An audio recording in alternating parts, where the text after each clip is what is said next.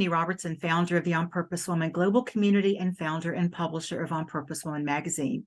I'm here to share the speaker portion of our Connections After Hours gathering of the On Purpose Woman Global Community. Claudette Gadsden is speaking on Your Voice, Your Power. Claudette is a life coach who is innately a nurturer. She will not do the work for you. Instead, she'll guide and nurture you like water and sunlight guides and nurtures a plant.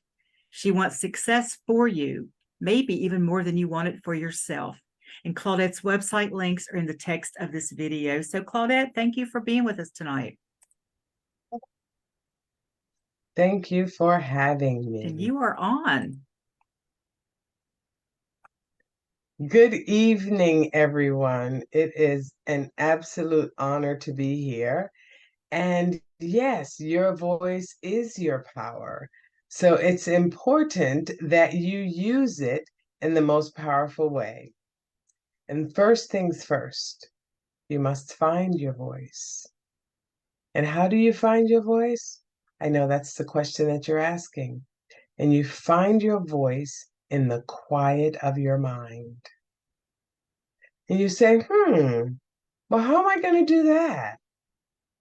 You're going to do that by listening to how you are feeling about the conversations that you are having. So I like to tell stories. So I'm going to tell a story about an encounter that I was having with a gentleman on a regular basis. And we would get together and he would tell me his story.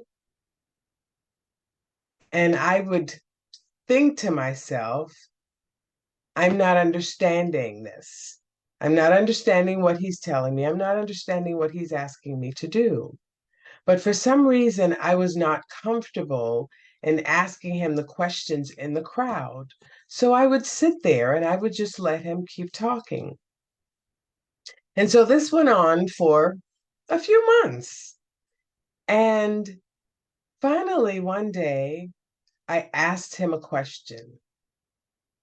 It's because I had allowed myself time to think about all the conversations that we had had and all the encounters that I had had with him and why I was feeling the way that I was feeling about the conversations that I was having with him and why I was not speaking up to him.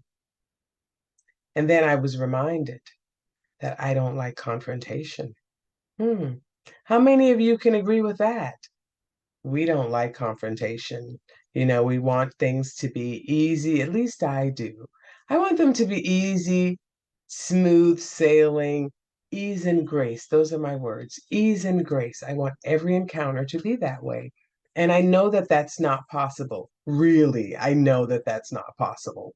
So what I have to do is I have to take time to process the conversation, to process my emotions, to process all the thoughts that I have while this experience is happening. And so when I'm allowing myself to process all of this, then that's when I am finding my voice. That's when I have decided, okay, I have heard this enough, and I have, like they used to say a long time ago, I have bit my tongue enough, and now it's time for me to say something.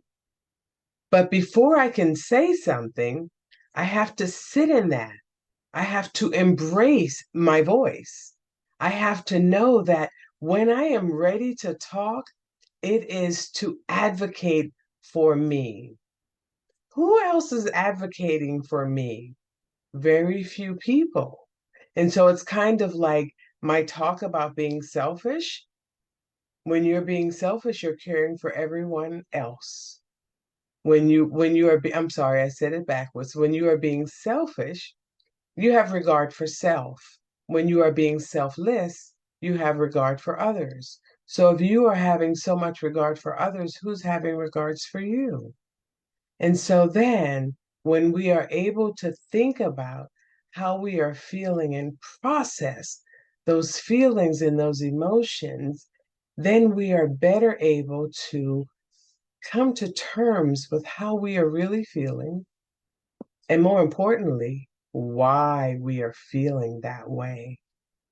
And when we can recognize why we are feeling the way that we are feeling, then again, that helps us to embrace our feelings. It helps us to validate our feelings and to embrace our voice and our power and know that when I step up, when I open my mouth to speak up, then I'm speaking up for me. And I believe someone said this, Andrea said this earlier, I'm speaking up for all the other women in the world who can't speak up for themselves. And so, as I embrace my power, I'm going to go back to this encounter that I was having with this gentleman. So, as I started to embrace my power, I started to speak out at the meetings. And at first, he was taken aback that I was speaking up at the meeting, and he became very defensive. And so I sat there and I said what I needed to say, and I waited for his response. And generally, his response was, never mind, we don't have to talk about it. And I would say, yes, but I want to talk about it simply because I want to understand. I'm not trying to be difficult because that became his mantra for me. Claudette, you really can be difficult, you know. And eventually I would say, yes, I know. And still, I'm going to say what I'm going to say. And I want you to explain to me so that I can understand. Because I know that you want to do this and I want to support you. But if I don't understand, I can't support you. So now, not only have I found my voice, I have embraced my voice, and now I'm standing in my power. Because from that moment on, every time I went in a meeting with him, I would ask him questions. And I so enjoyed asking him questions because he would get so frustrated. And for me, if someone is getting frustrated because I am asking them questions, then that means that they don't really understand what they want me to understand. So if you can't answer my questions, how well do you understand what you want me to understand? Why are you expecting something from me that you are not giving up yourself? Like you are not embracing the story that you're telling, but you want me to embrace it. And here's the beauty of this, the beauty of sitting there and having this conversation with this man reminded me, and I'm wondering if I have shared this here before, the acronym PET, P-E-T. And the acronym PET stands for Personal Emotional Teachers. And when I find that I am being really charged by conversations, then I stop in that moment and I say to myself, Claudette, here's your pet for the day. What are you going to learn? And I don't say that to people because I don't want them to be offended. Because generally, before I can explain the acronym, they are already offended and they've gone on, you know. And because I want to say, thank you so much for being my pet today. Because I needed that, you know, like how many of us really, I mean, like, really get caught up in our emotions about things that are really irrelevant. And so we allow people to take us down paths that serves no purpose for us or for them. And so when we recognize that these are really our pets that are there to help us grow and evolve in the most beautiful way, then we look at them totally different. Then we're like, oh, okay, this is my teacher today. So I'm going to sit here and I'm going to learn from them, knowing that what I learn from them helps me to embrace my voice. It helps me to say, okay, if I can talk to you, even in this state of emotional charge where I'm feeling like I could be losing control, then I can have a conversation with anyone. Then I can embrace my voice all the time because I'm really just advocating for me. I'm advocating for women like me and people like me who haven't found their voices yet. And so just imagine a time in your own experience where you had not found your voice and someone used their voice for you. And so when I think about the people that have used their voice for me, it inspires me to use my voice for others. And so I was sharing earlier about creating diversity in different organizations and how it's important that we are open and receptive to people, particularly people that are different from us. And so if we are all in an organization and we are looking to bring people into the organization, are we looking for people that look just like us, that act just like us, that perform just like us?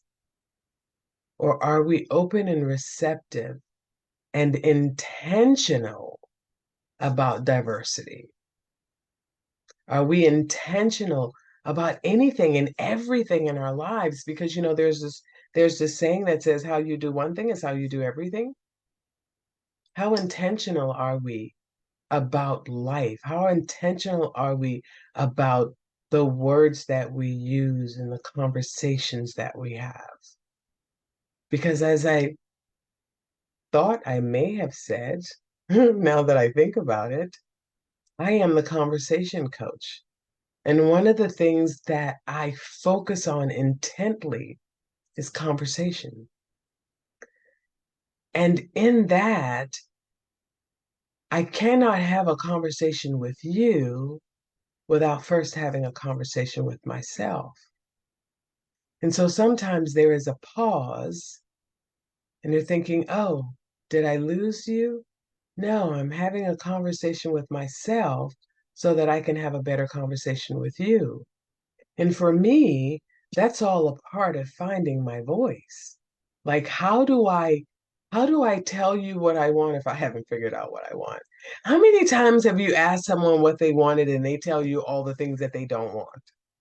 Like, how can we find that straight arrow to take us to, okay, this is how I'm feeling right now, and I need to be able to get this out, to say what I'm feeling and why I'm feeling this.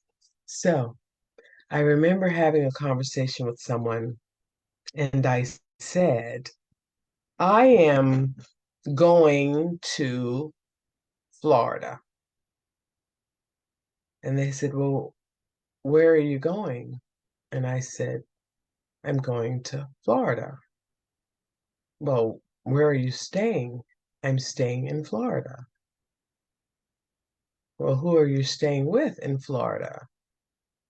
And I said, we probably could have saved 10 minutes if you had just asked me from the beginning, where are you going and who are you staying with? And so now what I'm going to do is I'm going to answer that question, where are you going and who are you staying with? None of your business.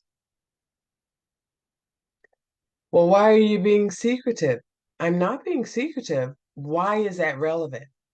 Like, that to me is standing in my power and using my voice for my own good. Just because someone asks me a question doesn't mean I have to answer. And so, how often do we feel obligated to answer a question because someone asked the question? Like, I don't feel obligated. That's not my job. That's not what I want to use my voice for. I want to use my voice for me, to empower me, to stand in my power, to create this amazing experience that I call life. That's what I want to use my voice for. I don't want to use my voice um, to appease anyone or to make someone think that what they're doing feels good to me when it doesn't feel good to me. Nope, I don't want to do that.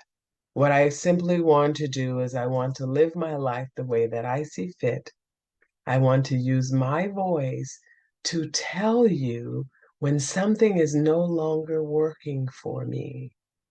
Because, we all give people the benefit of the doubt. I'm going to let you do this. I'm going to let you do this. And then we're going to, oh, they are who they are. They are who they are. And when I find that when we do that, when we say they are who they are and these are the things that they do, then they continue to do these things to us. And we never build up the courage to use our voice because we have allowed them to do this for so long, whatever this is. And usually it's something dysfunctional and hurtful and maybe even mean. And we just think, oh, this is who they are, and we let them go. And so I had an experience with someone from way back when in my life. And this is who they were.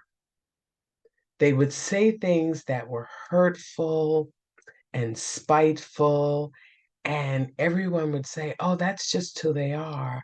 Oh, they love you. That's just who they are. They don't mean any harm by that. And one day, I was so hurt. I was so hurt that I decided in that moment that that was the last time that that person would have the opportunity to hurt me in that way. And what is so amazing is that that was probably 25 years ago. And I still feel that as if it was today. In that moment, I said, we're not doing this anymore. I'm never, ever going to give you the opportunity to speak to me this way or to act this way with me. And from that day forward, and that beautiful angel was my biggest pet. And oh my God, what a blessing she was. But did I know that then? Oh God, no. I did not know that then. I thought she was an evil witch. Then I grew up and I realized that she also helped me to find my voice. Like all the years that she had been who she was, and I was only who I knew how to be at that time, I was absorbing all of those words and trying to figure out how I could make them make sense, how I could um, wrap my head around the pain of these words and how I could use my words to not bring pain, but to bring love and peace. And someone gave me the name the Peacekeeper many years ago because they thought that that's what I did. Whenever there was a group, whenever there was any tension, they said, you just come in the room and you just speak words of peace and everybody calms down. I had to work on that for a long time. And first, working on that within myself, like finding that peace within myself to say, okay, you can say this. And it doesn't matter what the reaction is. What matters is how you feel after you say this. So just say it and be done with it. And then there are those times when you want to say something, you just want to say something, but you can't because in that moment, the emotions are so high that you know that you're not going to say the right thing. And this beautiful angel said to me one day, because I was just wanting to say something, but I was just really into my feelings and I just wanted to say something. And they said, no, now is not the time. Don't say a word. But I want to. I want to tell them how I feel. I want to tell them how this made me feel. Nope, now is not the time. Is when you take the time to breathe through your emotions, the perfect opportunity will arise for you to say what you need to say. This is not the time. You do not have the words to say it. And I realized like 3 months later, maybe 4 months later, something happened and the words came and they were perfect. And it was almost like when I said those words, it registered to this person like that these words were not about this moment and this situation. These words were really about something that happened 3, 4 months ago. And oh, I remember I did that. Yep, you did. And so I didn't say anything then, but like, so standing in your power is not instantaneous, and that's okay. We have to build up to it. We have to grow and evolve. When you find your voice today, that doesn't mean that you're going to embrace it today. You're going to have to practice. You have to practice, practice embracing it, practice saying, yes, I can say that to them. And yes, I'm ready for their reply, whatever it is. Because when you are attached to the outcome of whatever it is that you want to say, then you may never say it because you're having the conversation with yourself. You're asking the questions and you're answering the questions. So you're going to say, oh, well, I'm going to go to Mary and I'm going to say, Mary, I didn't like what you said to me. You hurt my feelings. And Mary's going to say, do you think I care about your feelings? And now my feelings are hurt even more. So I'm not going to talk to Mary because she's going to hurt my feelings even more because I'm attached to the outcome that Mary's going to hurt my feelings. And what? She's hurt my feelings before. If she's going to hurt my feelings with this, she has hurt my feelings before. So I need to just accept that and say what's on my heart and what's on my mind and move on. And so Mary may say something that hurts my feelings. And then I sit there for a minute and say, okay, but I'm not dead. And I move on. I can come back another day and tell Mary again that she hurt my feelings.